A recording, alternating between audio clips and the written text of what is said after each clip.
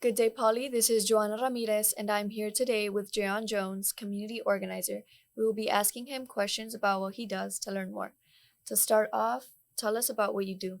Well, first of all, I'm a full-time truck driver, CDL.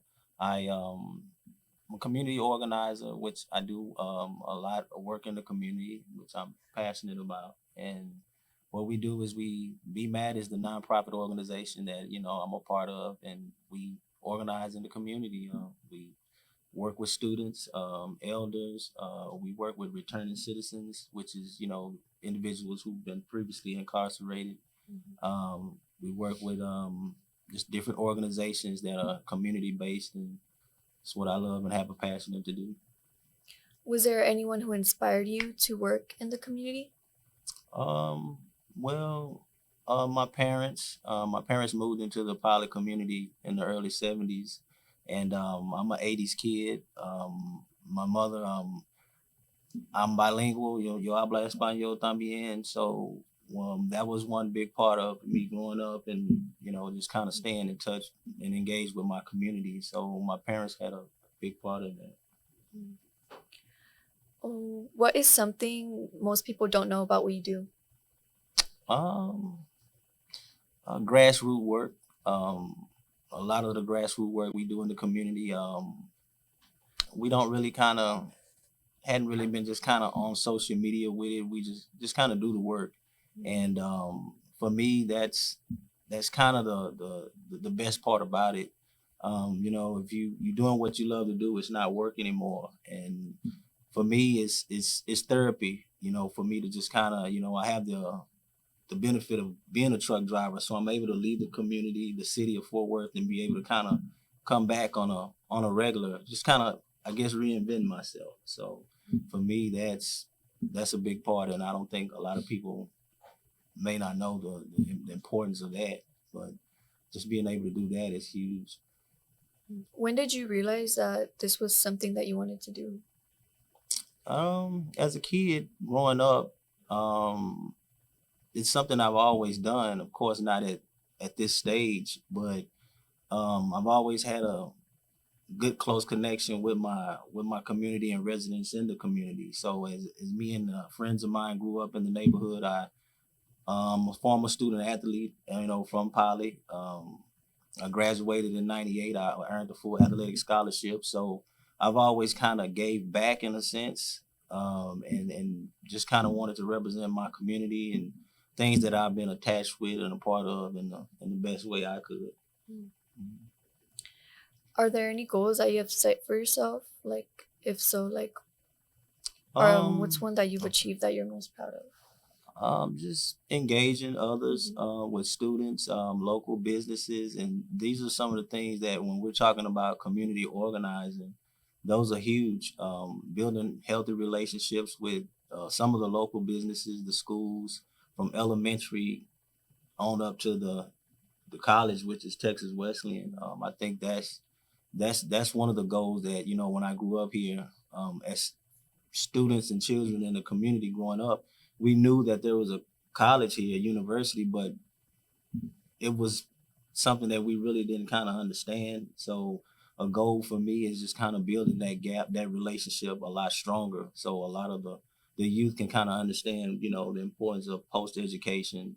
And if college is something they decided to, do after high school, it's definitely something, they should pursue because once I went to college, um, I have a saying that you can't see the picture if you're standing in the frame, meaning that, once I went off to college, I was able to realize the importance of my community once I was left outside of my community. But a lot of the youth, they don't get that experience, during the school years. So once they're able to kind of see themselves outside of their, natural environment, they could get a good perception, understand the importance of giving back. I see a lot of times when students graduate from high school or go off to college, rarely do I see individuals that come back and give back to the areas that they grew up in. That's something I think is very important. Are there any difficult decisions or challenges you have, or how do you handle those? um Well, I like to I call it competitive your area of competitive advantage. You know, kind of understanding what comes easy to you but hard for others. Mm. So, um, challenges are something that I don't know. You know, like I said, being a former student athlete, I was able to understand the importance of working hard. You know, to get better at anything that you're doing. So my nonprofit is Be Mad, which stands for Be Entrepreneur and Make a Difference.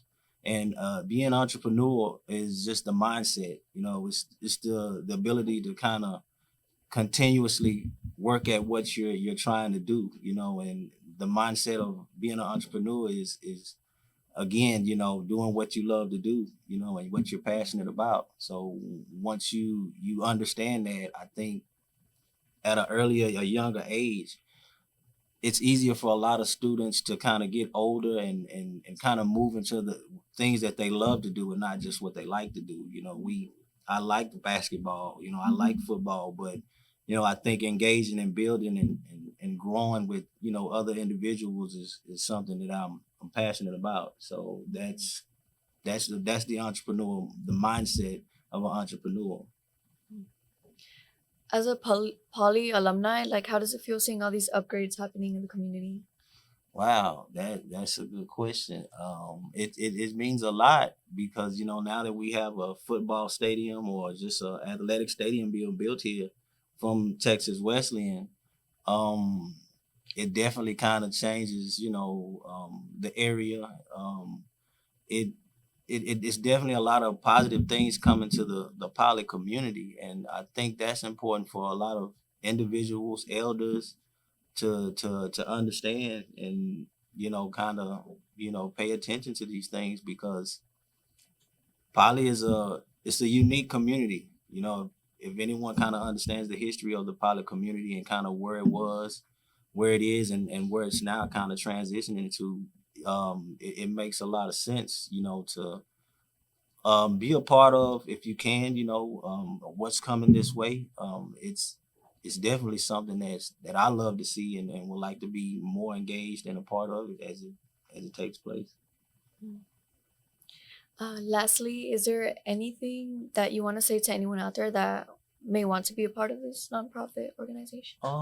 Yes. I think everyone has the ability to be an entrepreneur, but like I said before, it's kind of understanding what you love to do.